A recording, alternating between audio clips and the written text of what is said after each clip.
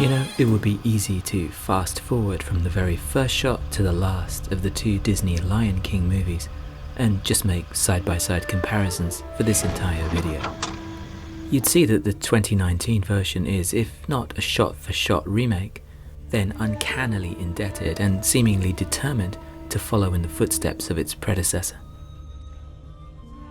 Historically, shot-for-shot remakes are rare, and for that reason, often worth examining in depth. There's usually a particular angle behind them. Cinema's headmaster, Michael Haneke, famously redid Funny Games for the US audiences he felt had missed his screed about viewer complicity in screen violence. Disney's trend of live-action versions of their famous animated hits has accelerated in the past few years. Almost all are explicitly modelled on their older counterparts. Everything the light touches is our kingdom. Yet none have been as technically dissimilar, yet so aesthetically dependent on their previous iteration as The Lion King. Everything the light touches is our kingdom. A brief history lesson then. After a lengthy downturn, Disney feature animation surged back in the late 1980s and 90s through smash hits The Little Mermaid, Beauty and the Beast, Aladdin, and 1994's ultimate king of the cartoon jungle, Disney's pride, so to speak. After years of interpreting, some might even say colonizing, classic foreign fairy tales and authors, the studio boasted that The Lion King was unique in the studio's very first, totally original story. I mean, the first creation uniquely their own. You must avenge my death, Simba.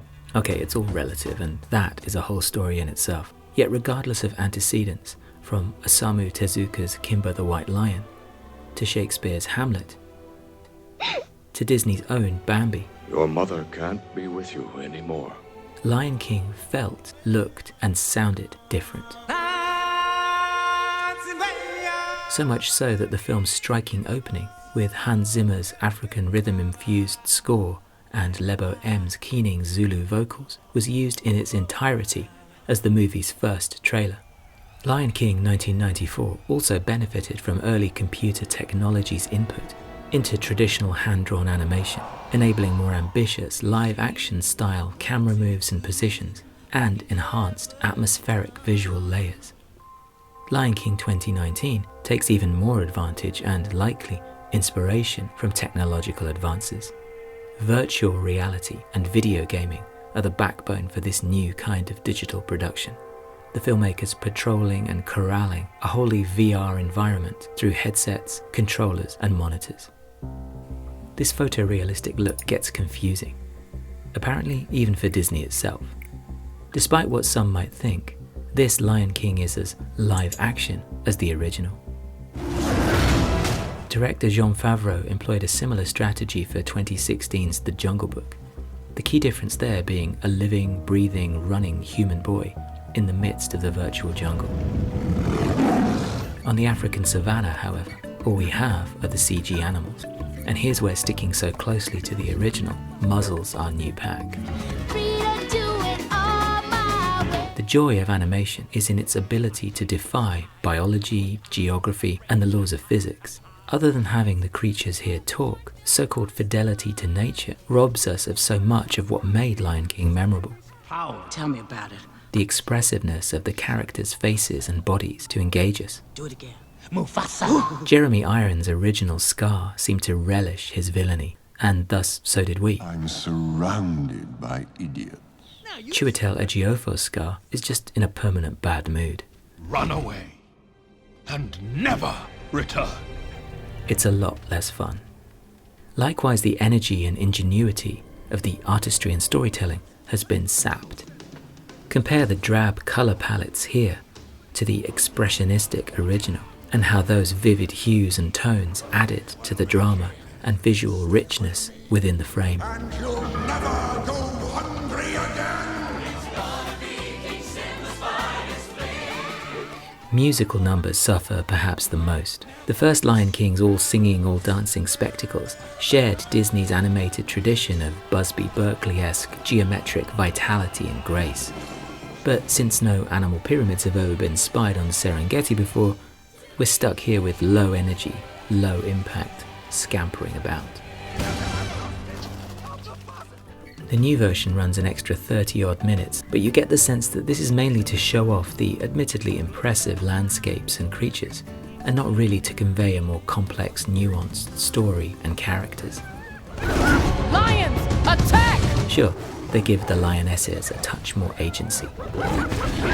Crosses bloodline. Will end here! The hyenas are meaner. There's an extra forgettable Elton John ditty. And too much comic timing that's just a little off. Maybe he'll be on our side. That's the stupidest thing I ever heard. Maybe he'll be... Hey, I got it. What if he's on our side? But one day, when he's big and strong, he'll be on our side. I've got it. What if he's on our side? Hear me out! And so, I ask again, who are you?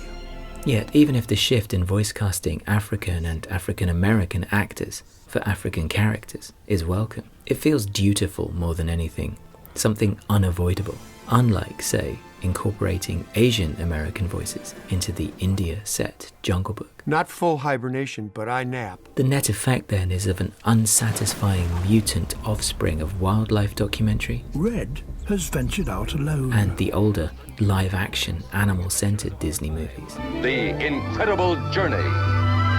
Trading the former's natural spontaneity and the homespun authenticity of the latter for digital convenience. And a fake animal kingdom struggles hard to find Disney's patented magic. As a show of VFX prowess, Lion King 2019 rules. But to what end? It's a little like the self-owning critique in another reanimated creature feature, Steven Spielberg's Jurassic Park. Yeah, but your scientists were so preoccupied with whether or not they could, they didn't stop to think if they should. There's a simple answer to this, borne out by the huge financial successes of the majority of the studio's quote-unquote live-action remakes. Do you trust me? Dismayingly, the most commercially lucrative films are those sticking closest to the original template. Those films attempting to spin off into new flights of fantasy, or even reconfigure the original IP, have fared least well at the box office.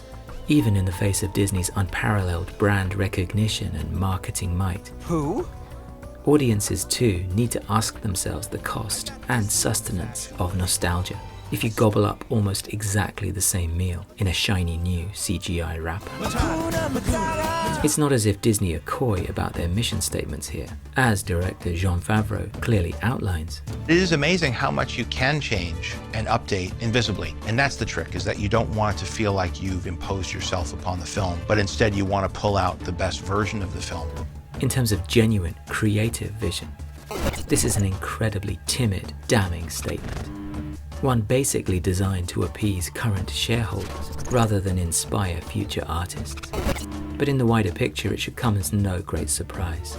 In one sense, these new films are just the upgraded versions of the old straight-to-video sequel Disney used to churn out to keep intellectual property and cash flow going. In a world that prizes instantly accessible, multi-option content provided by a few giant conglomerates, live-action remakes are virtual perfection for the illusion of true innovation. The greatest tragedy of The Lion King specifically is how they already demonstrated that this story can withstand, even profit from, radical reworking, as proved by the groundbreaking stage musical. My father cannot fight, so I will take his place. Of course, there's always hope for a better future, of more diverse and daring filmmakers putting their own stamp on existing stories. But right now, The Lion King 2019 is the clearest example of not the circle, but the Ouroboros of modern studio life. Instead of a snake, it's Disney's mouse, swallowing itself and us whole.